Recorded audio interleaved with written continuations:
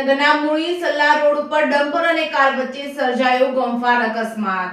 સુરેન્દ્રનગરમાં વધુ એક અકસ્માતની ઘટના સામે આવી છે। મૂળી સલ્લા રોડ ઉપર સલ્લા પાસે કોલસા ભરેલા ડમ્પર પાછળ કાર અથડાઈ હતી, જેમાં ભયંકર અકસ્માત સર્જાયો હતો, જેમાં 3 લોકોના મોત થયા હતા। મૂળીની હોસ્પિટલ ખાતે 3ની લાશને રાખવામાં આવી હતી। હજુ સુધી મૃતકોની ઓળખ પણ મળી નથી। ગઈકાલે લીંબડી પાસે ઉપલેટાના ભાજપના ધારાસભ્યની ગાડીના અકસ્માતની ઘટના સામે હતી। 3 લોકોએ પોતાની જિંદગી ગુમાવી હતી। સુરેન્દ્રનગરમાં કોલસા ભરેલ ડમ્પર પાછળ કાર અથડાતા 3 લોકોએ પોતાની જિંદગી ગુમાવી હતી। આ અકસ્માતમાં વિચલિત કરતા દ્રશ્યો પણ સામે આવ્યા હતા। કારનો આગળનો ભાગ ડમ્પરની પાછળ ઘૂસી ગયો હતો, જેથી કારના આગળના ભાગનો કચરઘાણ નીકળી ગયો હતો। ડમ્પર પાછળ રિફ્લેક્ટર લાઇટ નહીં હોવાથી કાર અથડાઈ હતી। મૂળી અને સલ્લા રોડ ઉપર ખનીજ ભરેલા ડમ્પર પાછળ લાઇટ નહીં હોવાથી પાછળ આવતી કાર અથડાઈ હતી। કારમાં સવાર 3 લોકોના મોત થયા હતા। કોલસાની ખાણોમાં ગેરકાયદેસર ખનીજ ચોરીનું વહન કરતા વાહન ચાલકો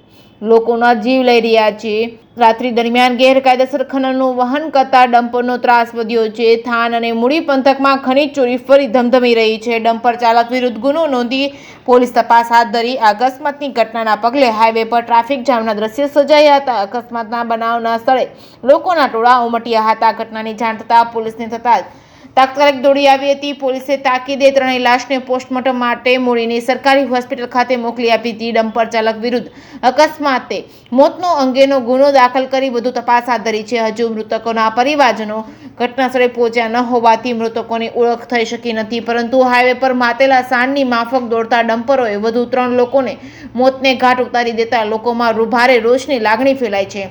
રિપોર્ટિંગ બાય મહેશ ઉતરિયા, સુરેન્દ્રનગર।